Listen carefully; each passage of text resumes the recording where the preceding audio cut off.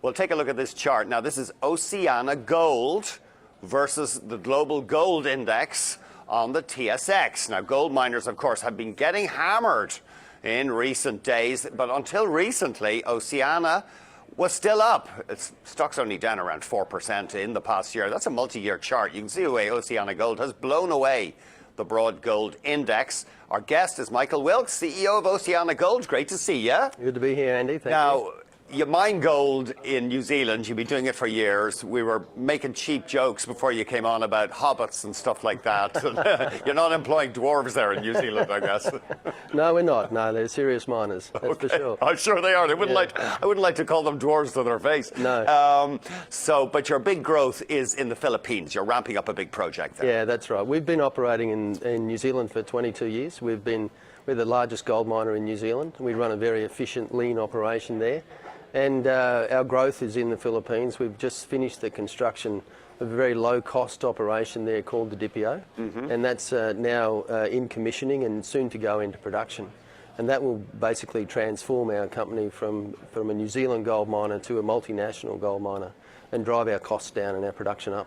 So you're looking at production that could go as high as 325 ounces this year, 325,000 ounces this year, yeah, right? That's right. It's about a 30% increase in production. And you reckon this year about 70,000 ounces that will come from the Philippines? Yeah, 50 to 70,000 ounces of gold is our guidance out of the Philippines, and commissioning is going very well, and we're on track to deliver that production this year. And say 5 years out, where would you see your production? Well, we have a vision for growth, but focused on value, and we want to grow to become a mid-tier producer with 4 or 5 operations, supporting a 500,000 ounce production a year.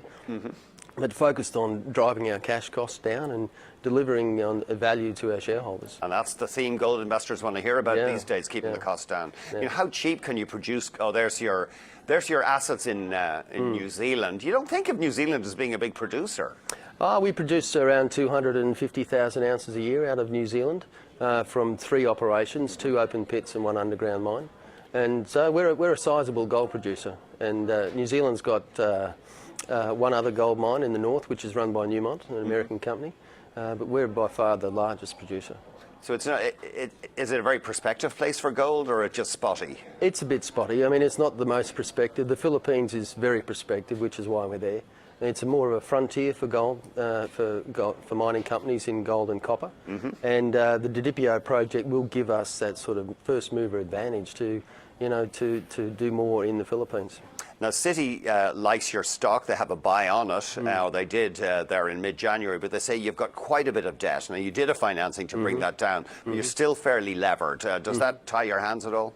Well, this year is about, now that is focused on delivering Didipio cash flows and using that cash flow to consolidate our balance sheet, repay the debt and position ourselves for future growth. So our opportunities will come when we deliver on the cash that's expected from Didipio, and continuing our operations and maximising the value out of New Zealand. So yes, it is about repaying debt. We have started doing that already this year, and we'll get ourselves back to the peer group in terms of leverage over the next 12 months.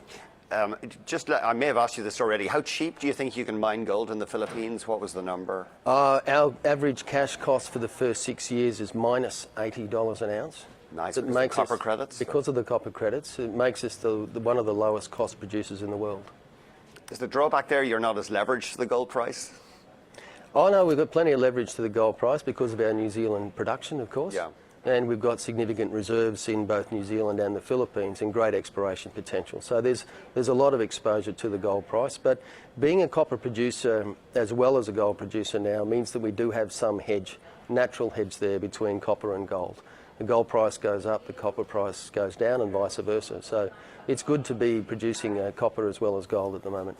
Now, I have to ask you, because the Fraser Institute here, they rank mining risk, and they have the Philippines at a pretty high risk place. Some regions of the Philippines have banned certain types of mining, and you yourselves, I'm looking at a Reuters story from early 2011, the Human Rights Commission in the Philippines apparently said the government should consider sanctioning you because apparently you'd violated the rights of indigenous people. You'd moved some homes. That's back in early 2011. Have you put that stuff behind you now? Yeah, we have a very good relationship with the local community. We wouldn't have been able to build the project unless we had our social licence. Those are old allegations which have been consistently refuted by the company and found to be untrue. And we've moved on from there, and the company's in fine shape with our relationship with the community and with our social licence generally in the Philippines. Yeah, so what kind of an area are you in there? Is it a remote area?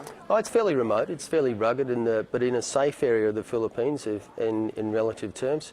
The northern island of Luzon, north of Manila, is a fairly stable. In fact, it's an island with significant mining heritage.